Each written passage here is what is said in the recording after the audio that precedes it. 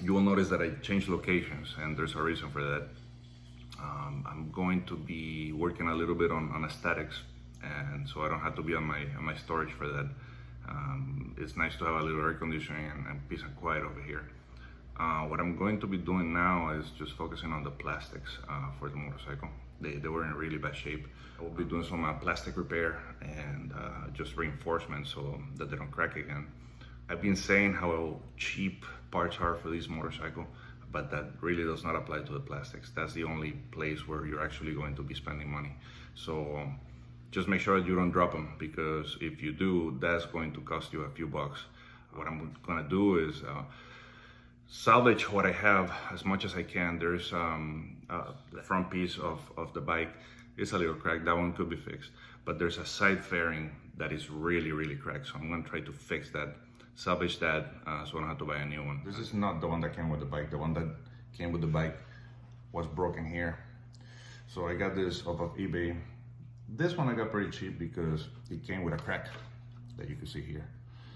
So it does not seem to be structural, so it means that the whole thing will stay together and not really flap around even if the crack is there. But what I'm gonna do is I'll come through the back and try to preserve the lines, right? Try to keep it close together as possible so there's not a big crack there to fill.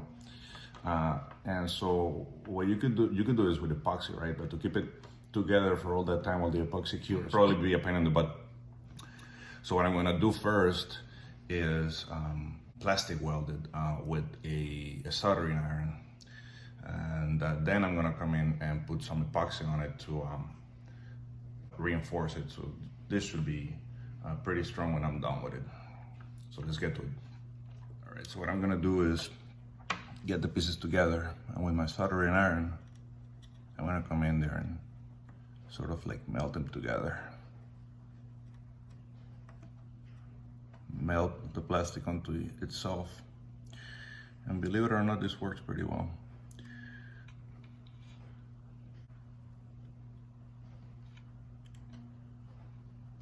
So I'm gonna let it dry, and I'm gonna let pressure off, and look, now she's staying together. How about that? Beautiful. So this piece here at the end was also creating a big crack, so I'll put a little pressure on it and go ahead and weld it. And you know, for all intents and purposes, you could pretty much leave it like this, but I will come in with the epoxy and sort of reinforce this so that it doesn't come apart. I'm pretty sure it won't come apart, but you never know. In order for the epoxy to work, I mean, you could put it right on top of where I did my plastic welding, but that will not really be strong. So what you need to do is reinforce it with maybe another piece of plastic.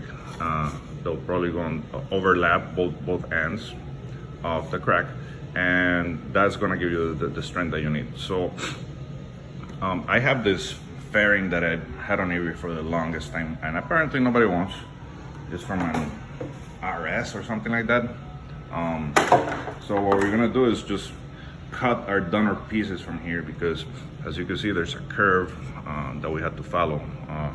And so this is full of curves. I'm gonna try to find one that sort of approximates the radius on the piece that we're trying to repair, and that's what we're gonna use to straighten this piece.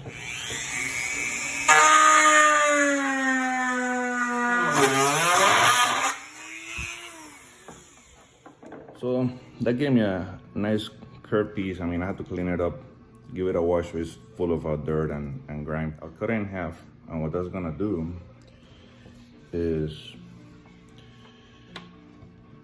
it will serve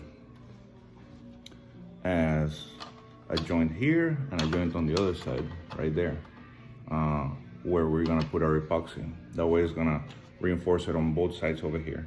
And then I'll just drop some epoxy over here. I mean, this is pretty cramped. It's a pretty tight corner here, so I'll just put some epoxy in there and hope that it's gonna hold together. But this should be the strongest part of the whole repair. This is how we're looking so far. I put some epoxy on top of the previous epoxy that I have put in there, so it dries strong. I also made this sort of tab to replicate the tab that's on this side here.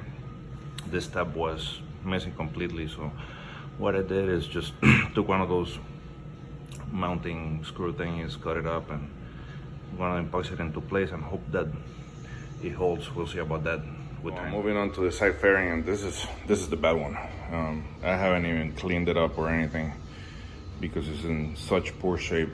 It's not gonna take me brushing things against it and trying to clean it up. So what I'm gonna do is just stitch it up with my soldering iron as much as I can to give it a little bit of strength, and then I'll clean it up and epoxy it. But the difference between this one and that one is that we're gonna do some fiberglass on the back of this, so it's a little stronger, because I have the feeling this may not even be savable, but we'll see about that. I'm pretty pleased with the stitching. This was very flimsy. Now it's pretty much one piece. It's holding up together very well, so I am encouraged. There are some pieces that are broken off the fairing that really don't do anything. What happened with this is that the engine actually blew up, and pieces of the engine came through the fairing and messed it up. So I'm trying to repair as much as I can. So anyway, there's only 2 holes left where I have a piece of material that are missing. And at the beginning, I was thinking of filling them up with fiberglass, but then I realized I have my donor fairing over there. So I basically traced the form of the piece that I'm missing and cut it out of my donor fairing. So we'll see how that goes, but basically the idea is just using the same material so that it's easier for me just to fill in the holes later on, you know. I'm going to reinforce this with resin, and then I'm going to reinforce it with fiberglass, so it should be pretty strong by the end. But filling the hole up with material that's similar is going to be much easier for me just to fill it up, you know, give it a little touch up, maybe a little bit of bundle, and it should be okay, you know, as far as looks. That way, you know, if you start filling it up with fiberglass, it's gonna take forever, you know, just to get it right, get it even. So this is gonna get me along that much farther. Here are my filler pieces. This one has a lot of gap on it. I didn't cut it perfectly, but this one, I got pretty good at it. So this one's a little closer. This one's ready to be soldered in, I guess plastic welded in.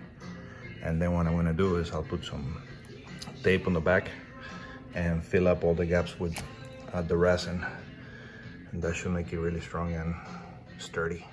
So this is the condition of the fairing after I did all the body work on it. I plugged the holes, I bonded it, did a lot of sanding. Now I primed it. These are some spots that I missed, so I'm gonna come back with a little bit of bondo and fix them up. The back of the fairing is reinforced with fiberglass. It looks pretty sloppy, right? Because you can see a fiberglass and the strands and all that stuff, but all that stuff is for reinforcement. So I painted it black so it don't look so bad, but I mean, it looks bad, but it's there for strength. It's not for pretty.